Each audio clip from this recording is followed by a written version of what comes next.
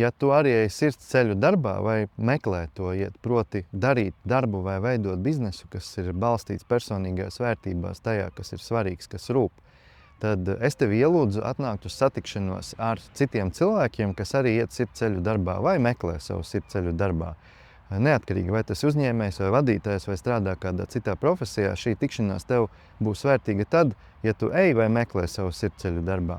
Kāpēc vērtīga? Tāpēc, ka tad, kad sanāk kopā cilvēki, kas ir līdzīgā virzienā ejoši, tad mēs varam krietni palīdzēt un atbalstīt viens otru.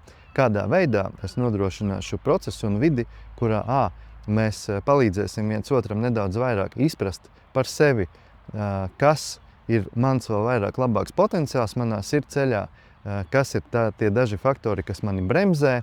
Tad arī apmainīsimies ar pieredzēm savstarpēji nelielās grupiņās, gan tā, lai paliek kaut kas atmiņā, tur citi tā izdarīja, es ar šitā varētu izdarīt, gan arī, lai veidos jaunas attiecības un sadarbības starp cilvēkiem, kam ir lielos vilcienos līdzīgas vērtības. Tātad satikšanās sirdsceļš darbā, pievienota saita šai ziņai, tiekamies!